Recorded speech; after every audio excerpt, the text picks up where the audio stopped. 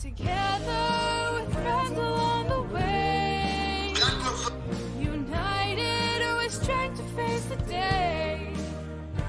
We're together and now we're here to say, united we will be the change. All right. Hello, everybody. Welcome to Above and Beyond the Accessibility and Inclusion Podcast for Monday, July the 3rd. This is Disability Pride Month, everybody. How's everybody doing?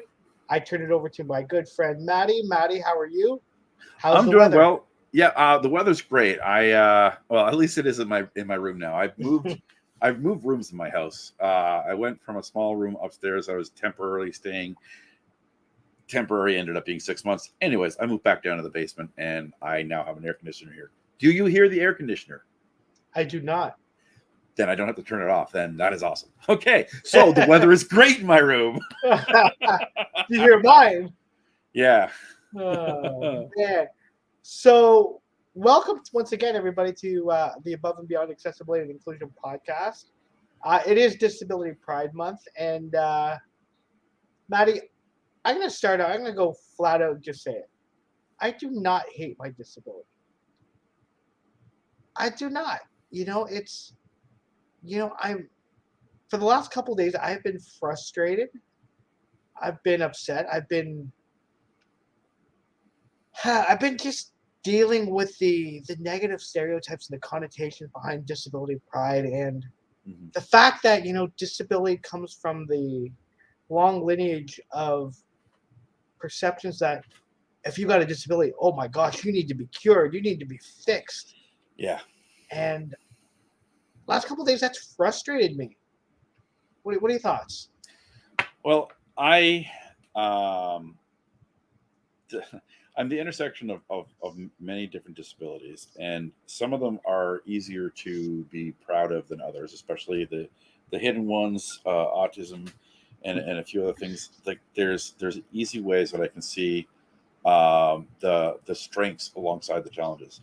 When it comes to my physical body, the last 3 years has completely changed everything, and I live my life trying to focus on what I can do and then getting support for what I can't do. And this year has been a battle for me about, I used to say, I love my life, I hate my body. and that allowed me to like keep a mostly positive focus. But some people challenged me over the last few months about that. And I'm significantly challenged by pain. I'm significantly challenged by the internal physical barriers that prevent me from doing some things. But where I'm really, really, really mostly disabled, what is the barriers outside of my body. Like in this house, I have a few aids to tell me to do a few things, but mostly, where I'm sitting is where I have the ability to do things, and things are done for me, brought to me. But when I'm out in my wheelchair, I have the flexibility to go. But the barriers that prevent me from going in about 97% of the things in the world, and especially my community, that so challenges me. So my body, with the right accommodations, can participate in a large number of things. And I've just been recently really encouraged by a fellow person with spinal cord injuries on Instagram, who's sort of been really trying to find ways of doing sports as a disabled person, going out and today she shared a reel of her going in a specially designed kayak and a kayak launcher that she can get into, she can transfer, and once she's in the thing, she can sort of pull her way back into the river, and then she's fine. I mean, she doesn't have use for legs, but has use of the arms. I'm a little different. I have difficulties with the arms, but the idea was, hey, there's a significant accommodation that a previously limited person was able to, breach those limits and do what couldn't be done before. And it's given me a lot of like I've been living this, like watching her do this over the last 24 hours, and it's so this isn't inspiration porn. This is disabled people having hope. If something can be done in this situation, then maybe there's other things that we haven't thought of that can be done in other situations. And so yeah, there's a bunch of answers mixed up in there, but I think that it's months like this where we need to focus as people with disabilities on what can we do, and where are the breaches, where are the barriers that are right there that we can push through so that we can do even more. And yeah, so I don't hate my body anymore. We've come to an arrangement. We've come to an agreement that we will find some ways of being better. But yeah, it's hard some days, especially when the pain's high, and I don't think so. You teed it up nicely, Maddy, and I was hoping you were going to go down that route. See, guys, we don't rehearse, but Maddy, you teed it up nicely. I said I don't hate my disability. The rest of the sentence is, but society does. And when you just talked about it, Maddy, when we're not able to live the quality of life that we choose to live, disability is an inevitability for everybody. And disability is not a choice. Accessibility is. And when you do not provide us with the opportunities for equity, the opportunities for an accommodation that works best for us, then you're saying that we don't belong here. And, I'm becoming more and more frustrated of late with certain paratransit systems that I'm not going to mention any more times here on our podcast for today. But quite honestly, it's coming down to unethical and immoral tactics in terms of, restraining from equity and restraining from the quality of life that allows us to be independent, that allows us to live with dignity and respect. But yeah, it's almost as if they're playing the Aces wild card, and they're using it against us, and demeaning our impact and demeaning our quality of life. But you know what, Maddy? Despite all that, despite the challenges that I face, I am proud to be disabled. I am proud. This is the only life that I've ever known. Mm-hmm. I had a surgery at the age of 12 with a success rate of 40%. I went through my ups and my downs there. But I settled with the fact that, that this was who I was destined to be. The disability changed at that particular time. I won't necessarily want to say by severity, but it changed in terms of the dynamic, that I was living then to what I'm living now. Mm-hmm. It's neither worse nor better. It's just different. But you would just expect that in 2023, the attitudinal barriers would be so eradicated, or they would be starting to be reduced. Yeah. It's facing that attitude and that ableism and that elitism and that egoism. Mm-hmm. Their perception is not my reality. Yeah, I hate that I have to use this particular expression so many times. It's 2023. Mm-hmm. Like we're when we say that in any kind of social justice, mentality, it's like we've come so far. Like, why are we still facing this issue? And then we look at the States and realize it's all unraveling, and we go like, okay, everything's precarious. But part of the issue is, people have a real there's a real dichotomy between what most of us as people with disability consider accessibility, and then what others do. We take a look at this picture here on the screen. And yeah, Okay, so like there's the stairway to heaven and the ramp to more disability right there. Actually, that's a way down ramp. That's not a way up ramp. Sorry, Maddie, That's an accessibility shoot. Yeah, whoops. Sorry, I'm just getting. Hey, I'm on repeat. You're getting to hear what the things that I'm saying twice to really get it in. All right. Sorry, I'm just getting this up and going. Yeah, there we go. Okay. There we go. Yeah, put that graphic back up, Maddie. I certainly will. Yes, please. You know, there's the stairway to heaven, but you know, And this the is accessibility shoot to hell.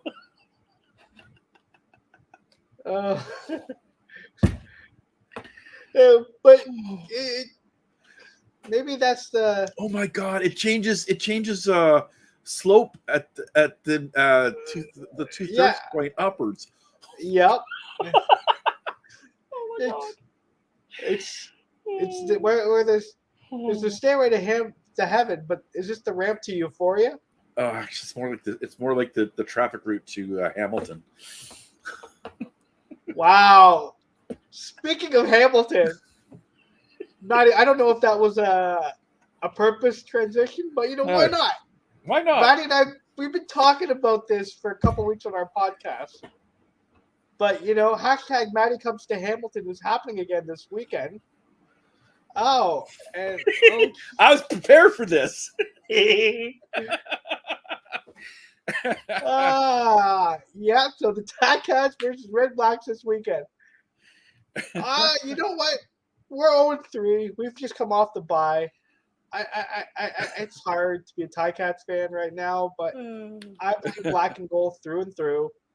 So Maddie's coming to Hamilton on Saturday, July the 8th. Yep. No, we don't want to cue that up just yet. All right, no queuing. No, that's our closing friend.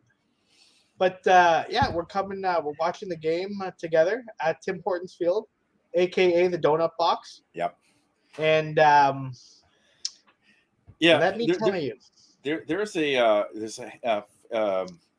a family history involved with Hamilton and the Ticats and Ottawa in football. My dad was drafted by the Hamilton Tiger Cats way back in 68, 69, something like that. He got injured his last year at Carleton and didn't go on to play university CFL football.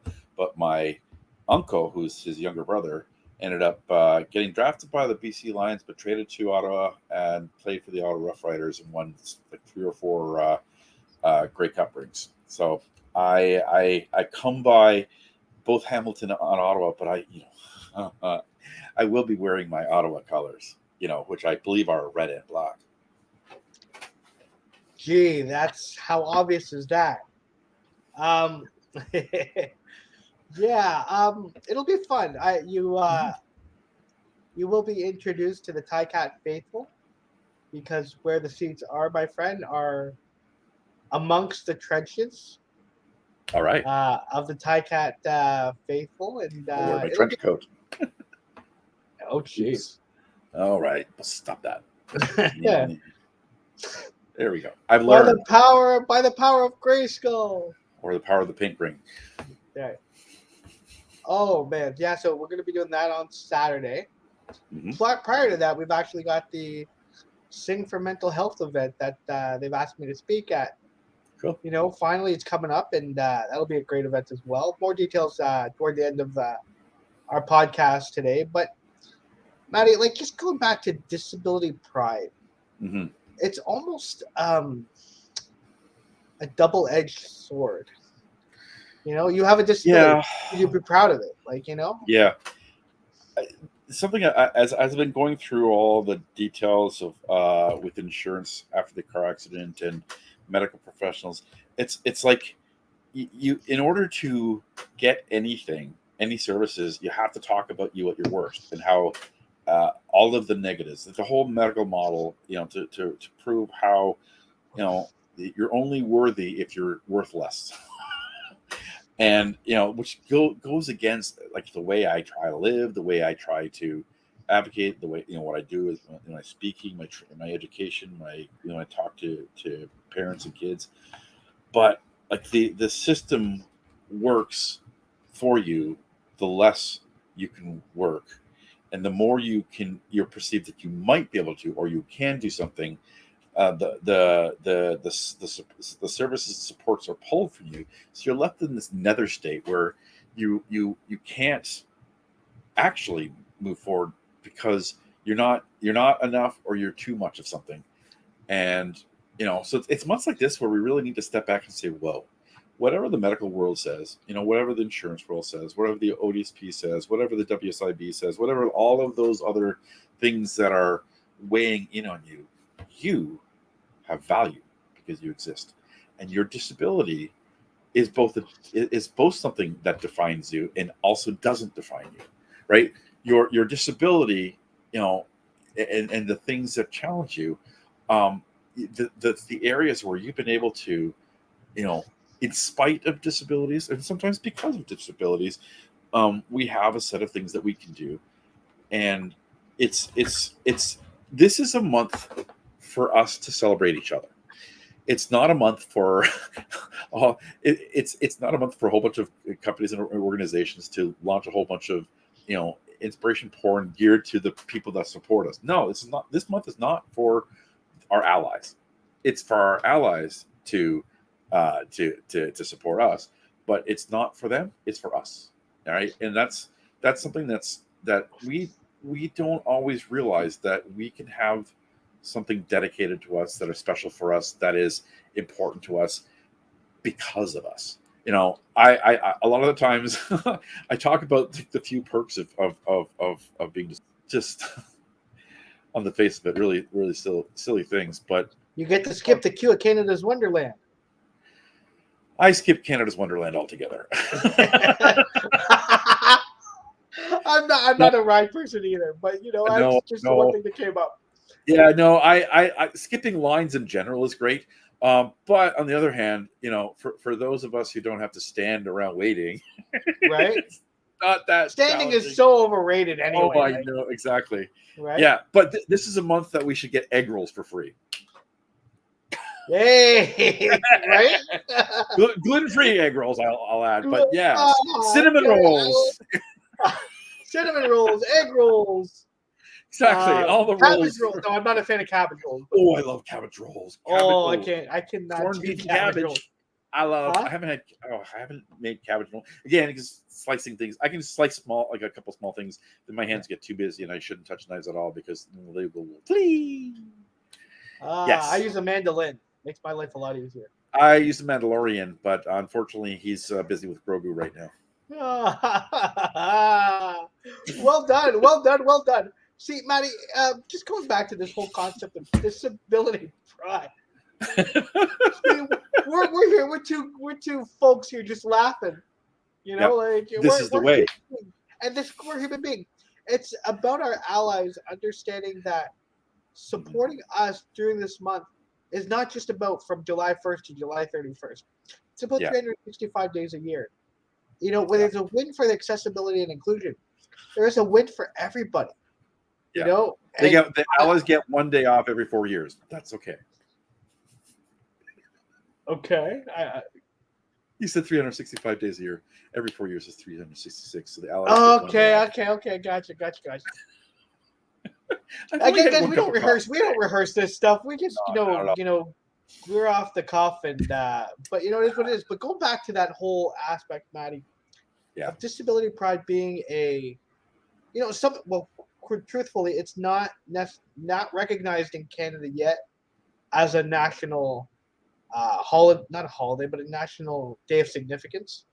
Yeah. But you know what? We're continuing to try it. Canadians are trying. There's over 6 million Canadians that we're trying. Over 1 in 5 Canadians 15 and over identify as members of the disability community. Well, you have to understand where this came from, right? So Mhm. this month came from celebrating the Americans with Disability Act back 30 years ago. So this month has been proclaimed as a month commemorating that every year since. In Canada, we have the Accessibility Act. We have a bunch of every province has their own act, this act, that act. We don't want to talk about how much teeth they have into it because there'd be not enough dentists to fix To that. repair the problem. To fix those cavities. But we do have the accessibility, the National Accessibility Week, right?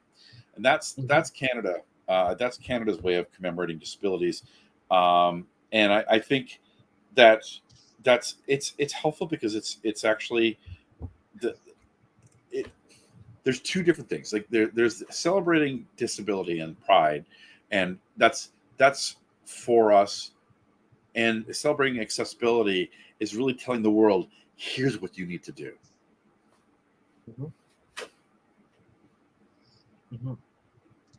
Sorry, Maddy, I'm just pulling something up here. Okay. So when it comes to let's talk about the flag. Let's talk about the flag. That's exactly what I'm pulling up. There we go. So when it comes to the flag, yeah. So when we talk about the flag, Maddy, as you can see, it is a black background. It's a faded black background, which represents the anger and the mourning over the neglect that disabled people have to fight against all the time. The red stripe represents physical disabilities. The gold stripe is for neurodiversity. The white stripe represents invisible disabilities, hidden disabilities, and disabilities that have yet to be diagnosed. The blue stripe stands for emotional and psychiatric disabilities, including mental illness, anxiety, and depression. The green stripe is for sensory disabilities, including deafness, blindness, lack of smell, lack of taste, audio processing disorder, and all other sensory disabilities. And in Disability Pride Month, although not recognized in Canada, is simply about understanding that disability is not a negative, despite the negative connotations that I expressed earlier in the live. Yeah, talking about different types of the stereotypes and the stigmas behind, you're broken, you need to be fixed, you need to be cured. That's not the case. We just need to be accepted and understand for our abilities. Disability is not a negative. It's not a liability. It's an asset, especially in Canada, especially in Ontario, especially in Hamilton. No offense. The percentage of people with disabilities in Hamilton is greater than the provincial and national averages. Must be something in the wall. Over 27.7%. You know what? So, Hamilton, definitely, when you look at these results, it obviously came from a steal somewhere. They're stealing all the disabled people from elsewhere with their steal. It's like a magnetic reaction. They're smelting us. We're just not getting supported as if, as if our asset, deserves to it. But you're right, Maddy. I'm not right. I'm totally making up a crap joke. Well, no, but you're right. Like it's an asset rather than a liability. Exactly. Like there's oftentimes disability gets overlooked and overshadowed. Like a lot of assumptive-based mindsets, a lot of people presuming negative towards disability, presuming that you need to be fixed, you need to be cured, when you need to be just accepted. And we need society to do better. And I can say this now because it's officially out in the open. It's I had a fall in June of last month, and I hit a curb cut where my wheelchair kind of front tire kind of caught the edge that the curb cut, the ramp, and the roadway had a little bit of a gap. Well, my front tires were just enough to hit that gap, and then I went ass over tea kettle. And in an effort to protect this moneymaker over here, I threw my hands out. I threw my hands up. Exactly, and and let me tell you, Maddy, like that's what saved my face. That's what saved my face. And thank you to the Hamilton Community News, whom I was with at the time. Ironically, So we posted a before and after, and we just really got to do better. We talk about it, Maddy, being inclusive from the start, Yeah, I rather was in than Toronto. these band-aid solutions. Yeah, last weekend, not this past one, but a week ago, probably about the same time as you. I was in Toronto, going to. It's actually in Oakville and Toronto. I guess really close to again. And I had so many issues with curb cuts, and just like there was one place near the University of Toronto. Actually, a lot of this happened around the University of Toronto. Some of them happened closer downtown, but there's okay. So you've got the sidewalk, so the crosswalk in front of you. The intersection. You got the white lines, all right, and the curb cut should match that. Okay, so this one was a particularly wider thing. So okay, I'm going towards it. All of a sudden, my wheelchair goes down into the side, and I was able to stay. I was stuck on the curb and on the ground. Like my arms in the air, like what the hell do I do? Because everything's all spastic on me, and everybody's coming and seeing. I'm like, what the hell happened? And then I realized the curb cut was only half the size. There's no reason for it. Like the pedestrians had a much larger walk than anybody with a mobility needs, and that was the first of four four falls, but I just didn't fall out of the wheelchair, thank God. Because I think having my wheelchair fall on me would probably crush me. It's a 600-pound thing, and I would lose that thing. Another time, I was on a sidewalk in a construction area, and I was going, and all of a sudden, thump, bang! There was a whole bunch of cobblestones that were crushed, and they gave way, creating an instant pothole in the sidewalk. And I then ran into a fire hydrant, which I fortunately was able to move my knees out of the way, and I just hit the wheelchair. And fortunately, the cops saw the whole damn thing and made sure I was okay.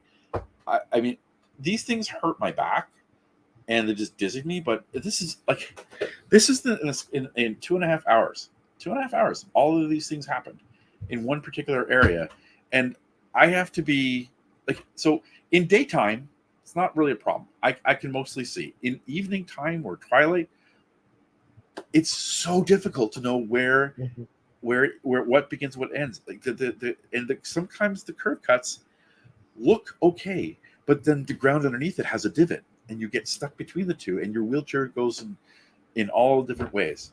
Right. But it's our fault, because we should be watching where we're going. It's our fault. It's asphalt. You're pronouncing it wrong. You reminded me of a story. But you remind we don't prepare this at all. This is all ad lib. This is off the cuff. You reminded me of a story.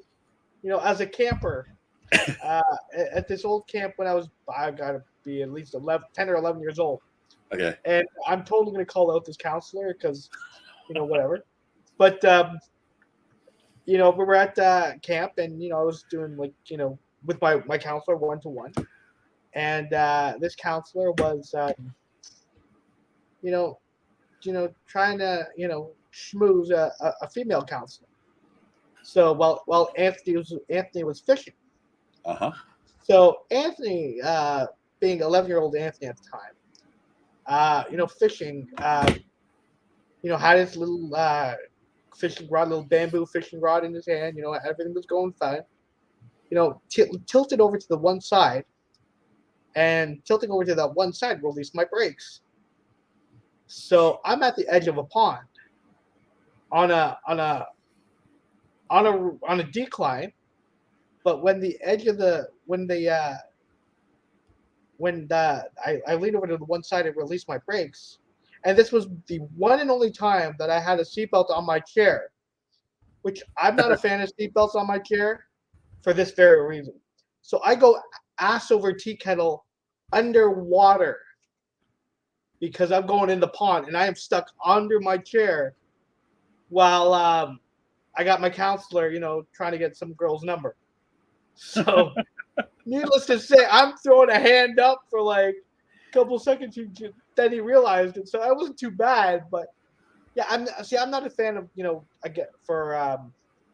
I'm not a fan of seatbelts on my wheelchair for that very reason. Okay, you've made me think of something, and we're going to do something that we've never done before. Uh-oh. I'm going to see if I can do this. Yeah, I'm going to share my screen. Okay. And okay, we're going to try something here. Again, guys, we just ad-lib as we go. Okay. This is what this reminds me of. Can you see this? I can see this.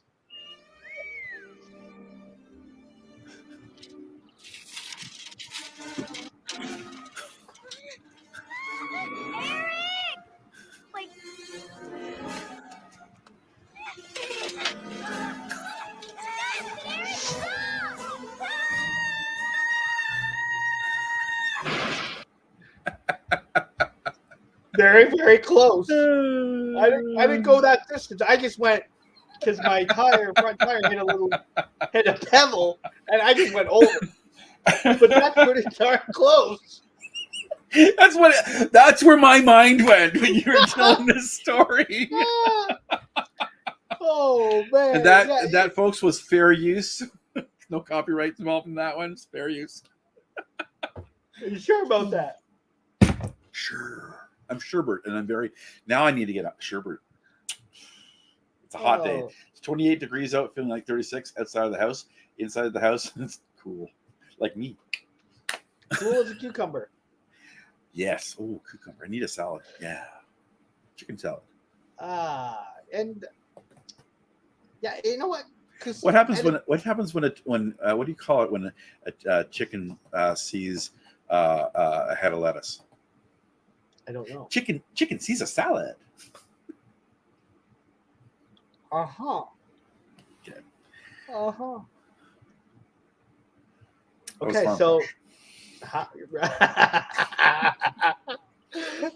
oh man. So guys, with disability pride, comes with, Maddy and I, we're just two regular people. That happen to be disabled. We have over 6 million Canadians.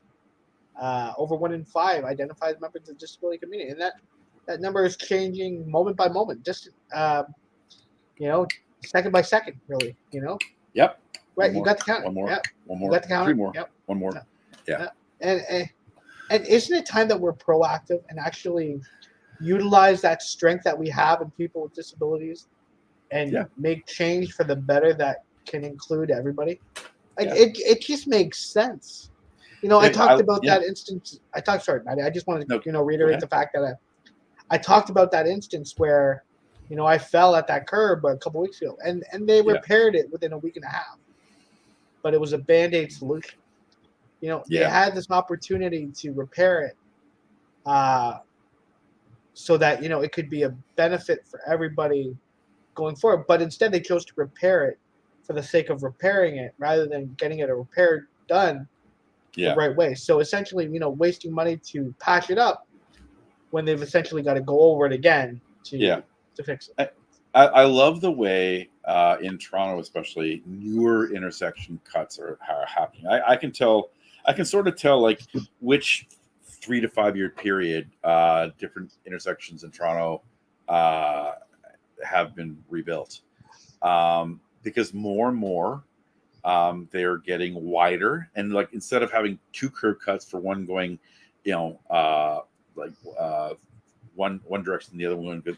Like they've been moving towards having 1 curb cut, so it's much wider, and it helps, especially when you're in a wheelchair and you cross the curb cut to get onto the thing, and you want to go the next direction. So you're going north, but then now you want to go west.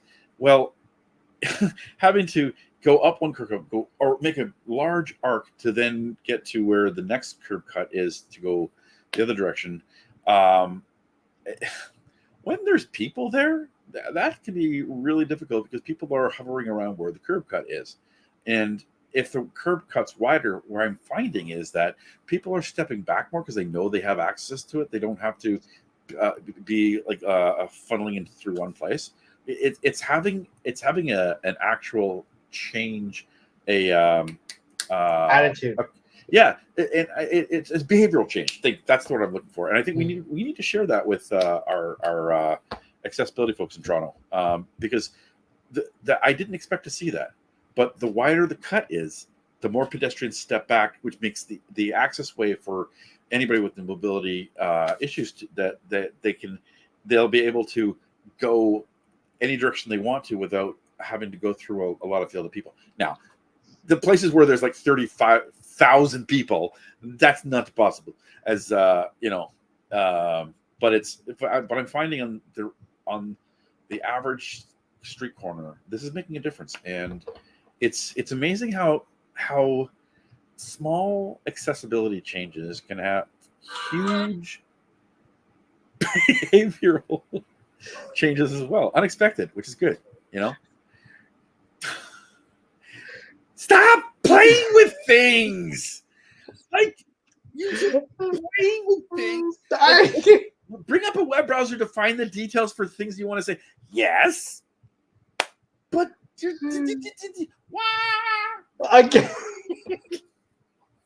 again, guys, we're doing this on the fly, so we don't rehearse and whatnot. So I was just doing some back work, but anyway, yeah, but Maddy, then you bring up a great point, like, having that that ability and that turning radius is key. Yeah. Like, when you get up a ramp and then you've got to make a 3-point turn, sometimes you end up going over the curb. And I did this in Montreal when I was part of our vocal and team at high school. So I was on a sidewalk, but the sidewalk and the road and the curb area were matching, so the same color. And I didn't know that I was veering off onto the road from the sidewalk. So I'm, doing my thing. Exactly. So I'm veering along with some friends. We're making our way along. All of a sudden, I'm slowly inching my way over to the road area, unbeknownst to me. And then instead of going ass over tea kettle, I went side over side, I guess. But yeah, again, this was my younger days, guys. I don't want to do this in my 40s. I know. Yeah. Yeah. We're a little bit more brittle. Yeah. Right. And yeah. Oh. But this is it just brings about the understanding of the need for color contrast and the need for change. Yes. But then again, yes. I'll just say this again, Maddy. But it's my fault. I was supposed to be watching what I was doing. It's asphalt. Or art's fault. Exactly. So one of the things that I really love in Ottawa's LRT system, right? There's a lot. It's probably the most accessible system of any transit system that I've seen yet. And I'm just a poor boy who hasn't seen every place out there yet, but I plan to go lots of places.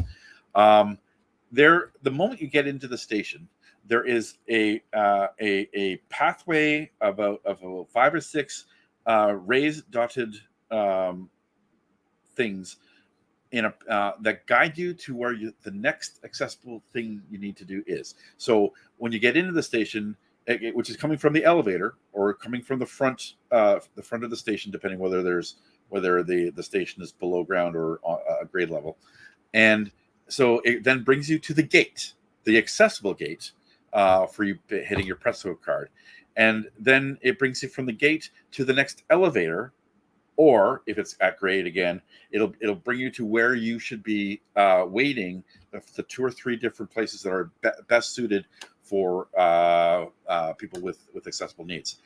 It is incredible. Where there are bathrooms, it's very clearly lit and shows you where to go along the way. Now, I can't say any of that is true for Union Station. at all. I would say, as I say every time anybody asks me about it, it's a freaking hellscape. You, like visually, like sensory wise, it is so awful. Like I've gone there enough times. I've kind of know where to avoid and what I need to do to block most of this stuff. But it's under construction constantly, and things constantly move. Where the bathrooms are, where the elevators are, which gates you go here, which gates go there, where the ramps are. Oh my God! It's over the last 4 years. I've never been to a place that's changed so much constantly. And every once in a while, they open a whole new wing that I did not know about until I somehow end there. And then, like, okay, where I'm here now, where the hell is this? Where do I get here from there? Because again, I need to follow accessible signs, and I love the fact that people are trying to use the accessible symbol to help us. But just like this, just because there's an accessible sticker slapped on something does not mean it's accessible. Absolutely not. Yeah. Oh my gosh. Like elevators that that have like a 3-second delay for the last person to get in. How can you possibly? People are leaving the elevator, and you have to like be on the side of them. Unless somebody is holding the door open, you've got like less than 3 seconds to try to motion your way in. I don't know how many times I've been hit by the elevator door, or just held the elevator door close in front of me. I'm like, yeah, and then I have to roll to the side to get the button again because it's really not in the way, close by. And bathrooms. We're doing a lot of complaining for this, but it's just like it's opened up so many things. The accessibility symbol should mean accessible. It should mean at the least that the door can be opened and closed on both sides by a button or some means. You know, maybe there's a like, you know, best idea would be to have a sensor device. The bathroom stall you should be able to get into with your wheelchair and enough room that you can transfer. The sinks should be at a place where you can get your knees under, and the soap should be accessible at hand range. You can put a regular soap for other people. It's okay to have two things of soap. Yeah, and the way the blah blah blah blah paper towels should be at the same sort of height, or so you're not reaching up too high. But the garbage bin shouldn't be all on the other side of the bathroom that we then have to find a way of maneuvering around. Like just have it underneath the side so that we can get to it without impeding us. Yeah. Yeah. I ended up making a 3-pointer. You know what I mean? Yeah. I would say that at least 60 to 70% of the time I see an accessible symbol on the door. I think they're just meaning that, hey, if you're disabled, you're allowed to be in this room. Not that it's for you. It's just that, hey, it's like, so in other words, if it's not on there, you can't enter. It's like girls, women, men, disabled folks, other.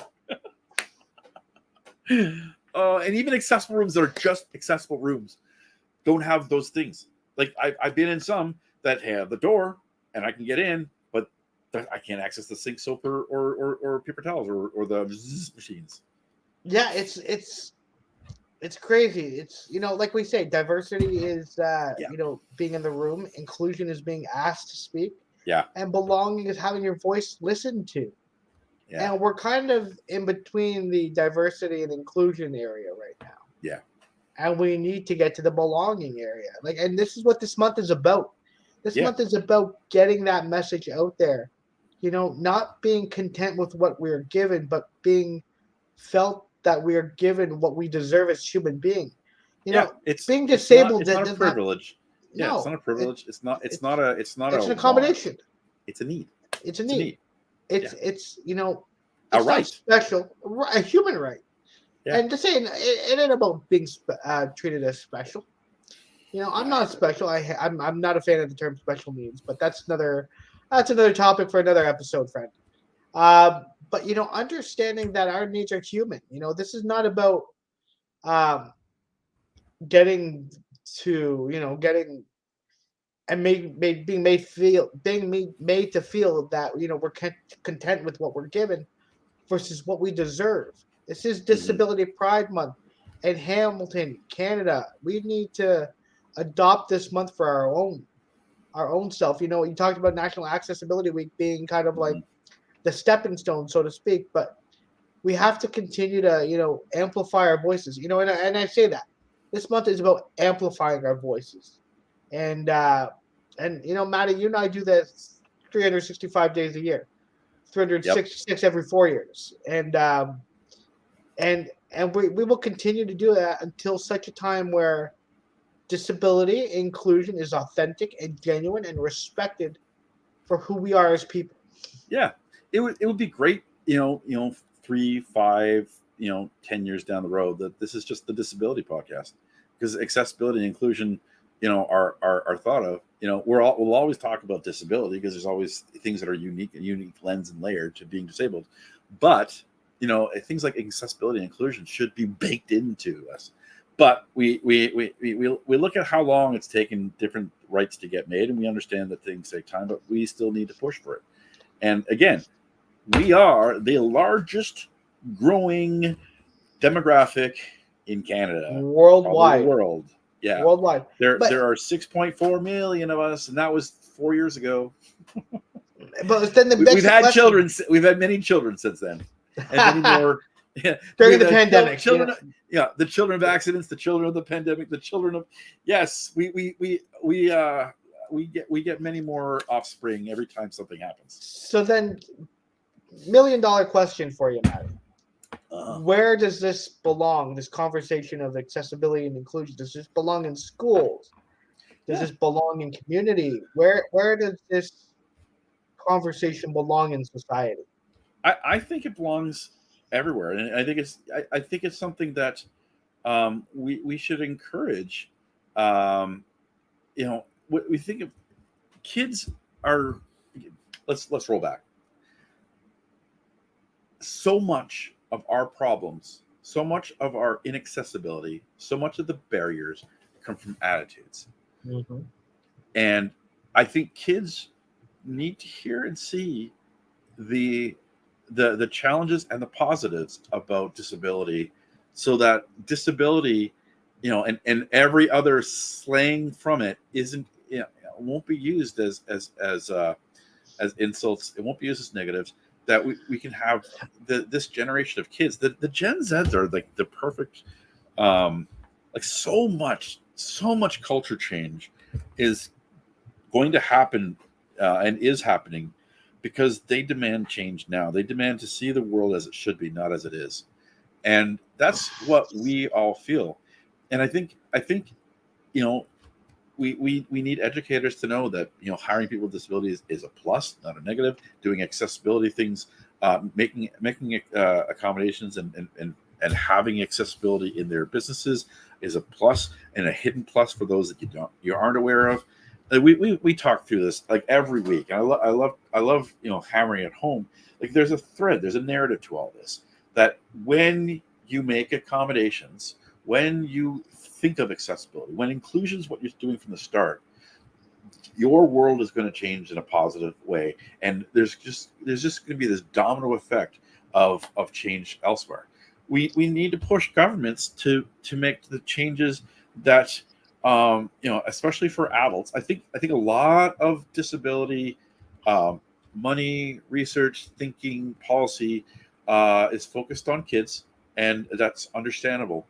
But we need to look at adults too, because while we're here for, you know, between 18 and 65, there's a lot of years that we're living, and not as much is done to support us.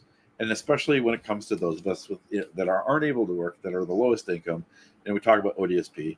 You know, there's some real changes that need to be made that can make things more inclusive, that can give us opportunity, that can give us that starting point where we can, you know, actually work, where we can make sure we have adequate nutrition, that we can have stable housing, that with our medical needs won't increase because of our disability, and our mental health will be well taken care of. Sustained.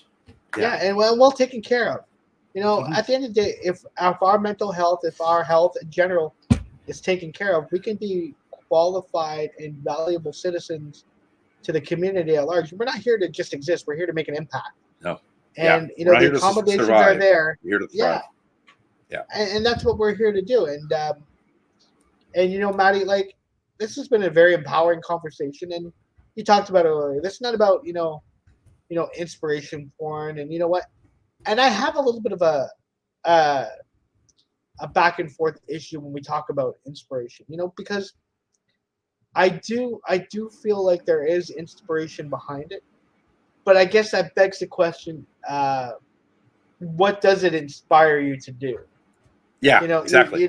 It's being an inspiration is one thing, but what is the inspiration that I'm providing today inspiring you to do? We need aspiration porn, not inspiration porn. I like it. We Yeah. need and speaking of aspirations, Maddy, like, we aspire to, be qualified, and we are qualified, but leaders in, paving the way, no pun intended, to greater access and greater inclusion. I know, Maddy, like, this is only July 3rd, and, we're amplifying Disability Pride Month all month long. Yeah. So it's true. Yeah. But so Maddy, we talked about it earlier. Let's bring up the graphic again. We are going to the football game this Sunday at the Donut Box in Tim Hortons Field here in Hamilton. There we go. Myself being an avid Ticats fan, Maddy cheering for the other guys. So we're gonna be there Saturday, section 102, row 26. Come see us. We'll try to be there as early as possible, but we've talked about transportation, and I really didn't want to bring it up again. But that's all. That's all contingent on what Darts wants to do with us. We've got Phil Hauser joining me on Above and Beyond this week, tonight at 8:30 p.m. Tomorrow, 3:30 a.m. if you're up that early, 11 a.m. and 11 p.m. July the 8th at 8:30 a.m. and 12 p.m. July 9th. 1:30 a.m. and 5 a.m. Again, if you're up that early, feel free to take a look at the show. Let me know what you think. And guys, I can finally announce this news. Above and Beyond has been brought back for season 5. Season 5 of Above and Beyond is coming back September-ish of 2023. So we're going to be taping brand new episodes. We're going to be talking about all the special and important months, dates of what disability is and disability pride is, what it's about. Maddy, you're going to come on an episode with me this season. We're going to talk about disability, International Day of Persons with Disabilities.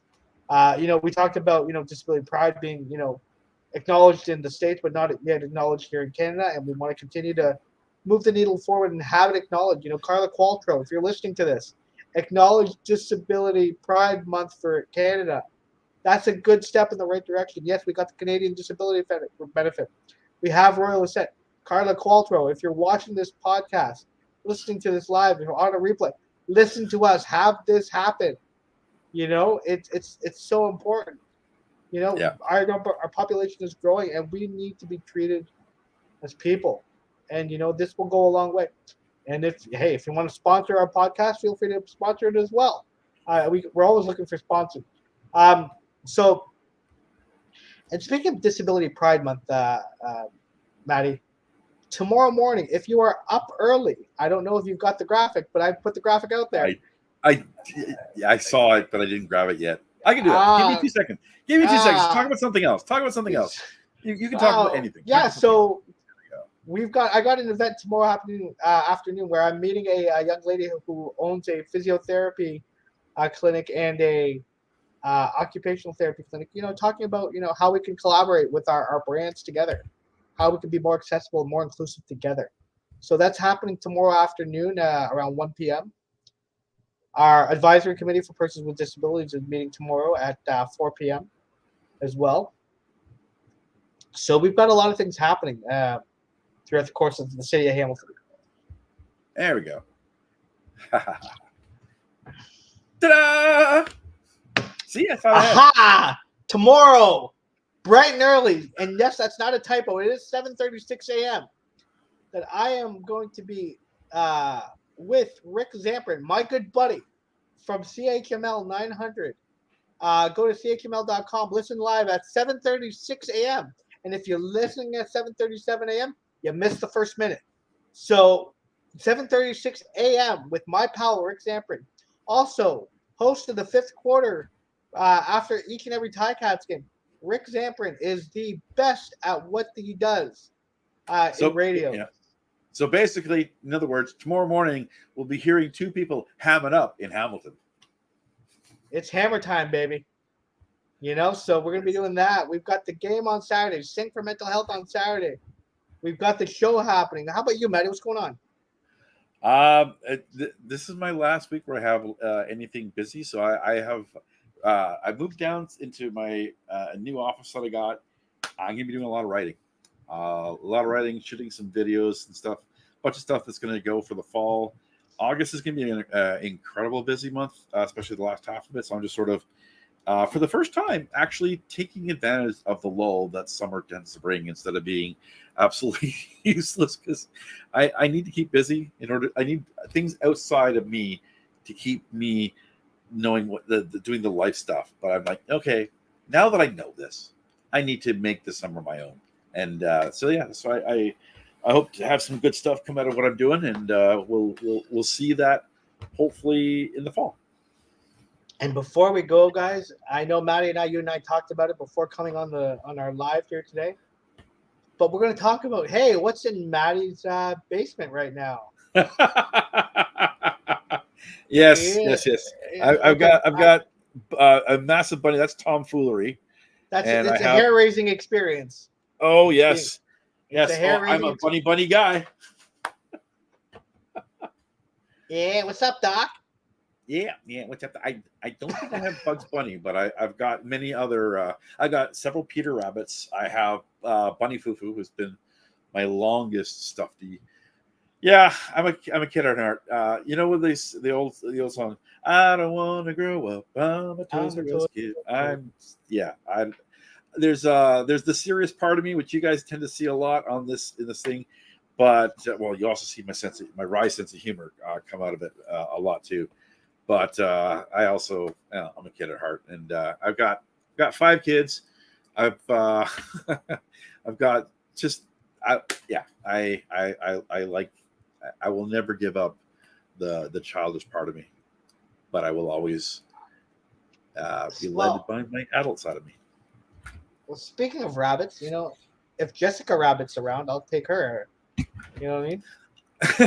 Yeah, I'm not bad. I'm just drawn that way. On that note, thanks a lot for joining us, guys. Always a pleasure. This is Above and Beyond the Accessibility and Inclusion Podcast. We are here live every Monday, typically at 5 p.m., but, later today because there was a little bit of a fiasco on our end, but we won't get into that. Send us an email to aboveandbeyondthepodcast@gmail.com. We'd love to hear from you.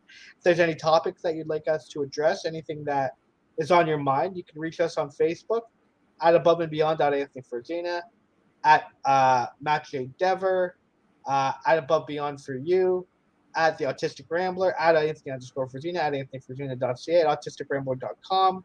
The theme song, once again, produced by members of Dusty McHale's 2018 class.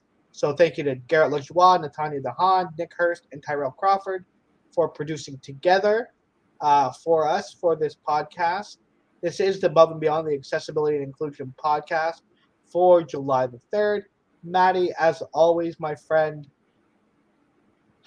You know what? I think we got a lot accomplished today, friend. This has been a lot of fun. I think so too. And I think it's now time for our theme music to end the show. Let's play it out. Together with friends